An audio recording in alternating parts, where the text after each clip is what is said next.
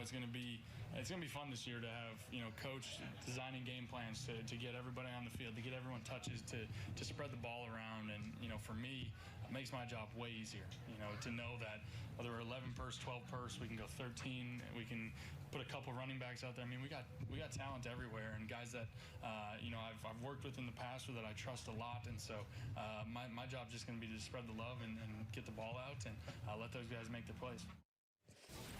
All right, Coach, you look at this team heading into this year, a lot of people call this the most complete team in the NFL. They did a lot of retooling on offense. What do you think about what Carson had to say and what this Eagles offense looks like? Well, you didn't even mention the draft picks that they added. They added 3 draft picks, the first round, and 2 second rounders on offense as well. So they do have a ton of weapons. And it's interesting to hear the offense coordinator, Mike Groh, talk about them transitioning more to 12 personnel, which is a 2 tight end type of set, and the versatility that they have out of that personnel grouping and the way that they're going to use that more. I thought that was interesting. And look, that does cause problems. And the ability to be effective in multiple personnel groupings is hard for defenses to get ready for. And when you have guys that can make plays in a lot of different ways, and you have to truly defend the whole field, that's difficult as well, as opposed to taking out one star. Now, what that takes from the quarterback is he's got to be the guy that's willing to distribute across the board. Yeah. And not every quarterback can do that. And not every quarterback can deal with those personalities in the huddle who say, hey, I'm open, throw me the ball. Oh, I'm not getting the ball enough. Now, how that dynamic plays out is going to be interesting to see. The other thing I'll say about the quarterback is 2 out of his 3 seasons when he started, he's had a losing record. His numbers are great. His quarterback rating, his completion percentage, but the wins and losses 2 out of 3 years, he's had a losing record. So I gotta see that. In fairness to him, I think it'd be more fair to say if we throw out the rookie year. I think it's rare for a rookie to come in week 1 as he did and have a winning record. I know Russell Wilson did. There was a reason why they had that high draft pick. Right. The team wasn't very good, and Russell Wilson and Andrew Luck did it, to be fair. And those are 2 guys who are all-timers, and they also had, I think, some stability that maybe Carson didn't have in his situation. They had a new head coach there, some other things. I'm not making excuses. I just don't want to use the rookie year against him. But didn't he start out his rookie season on fire and then fade? That sounds right. His first month of the year. In fact, I think you're absolutely right. Maybe even the first 6 weeks. Yeah, I mean, he was going to Canton early. Okay. Yeah. Well, you think you always say whenever somebody says I don't know if I was on a young player. Well, no, I'm just saying. I'm sure I was on the show with you, and you're probably like, "Oh my God, this guy's Patrick Mahomes." That never happened. Okay. But the point, I understand your overall point. Where I do think Philly has done a brilliant job, and this is where we talk about Howie Roseman all the time. We can't talk about him enough. I don't believe they have the most talented offense in the league. I don't. But they do have the deepest. Zach Ertz, their starting tight end, but you know why they can play 2? Because Dallas Goedert's pretty darn good. Yes. You mentioned earlier. Pick last year they got him into the lineup with some isolation. He's a huge target. You said earlier, they've got 3 great offensive linemen, and Lane Johnson, Jason Kelsey, and probable future Hall of Famer, I hope it's okay to say with him, Jason Peters. And despite that, they move up in the first round to get another tackle, and Andre Dillard. We've talked to it. They bring in Deshaun Jackson when they already have Aguilar and Alshon Jeffrey, pardon me, and they still draft J.J. Whiteside in the 2nd round to add to that depth. They sign Jordan Howard, and they still draft Miles Sanders in the 2nd round to add to that depth at running back. So this is a team that should be able to sustain injury if they have it. This is a team that will be able to present a lot of different weapons to you. And I don't think Deshaun's a guy who's going to be whining if he's not getting an abundance of throws his way, as long as he's getting a couple of game deep shots down the field, a chance to do what he does great.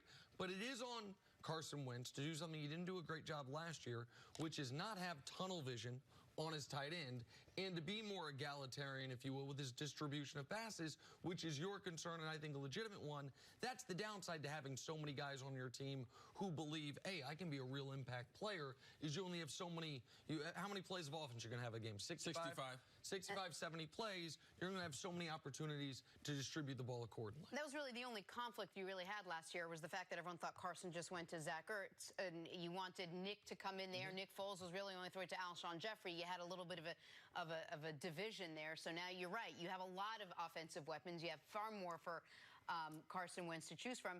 And like you said earlier, Deshaun Jackson, he doesn't need the ball every time. There are certain routes, and that speed is really going to help Carson. Right. The reason why I like the team is because of the supporting cast. It's a lot like the Clippers. The guys at this point, they're role players. Deshaun's not looking to be paid. Deshaun's not trying to make the Pro Bowl. He's trying to win a Super Bowl for Philadelphia, the team that drafted him. He's already been paid. He's been on a couple teams recently. So his buy-in, it's easy for him to buy in. Darren Sproles, which I believe is a wild card, he's going to be coming off the bench. He's your utility guy. He's been playing in the league. All he has to do is win a championship. The difference between this team and the other teams that we go up and down talking about their skilled guys, it's their big guys. They're offensive linemen.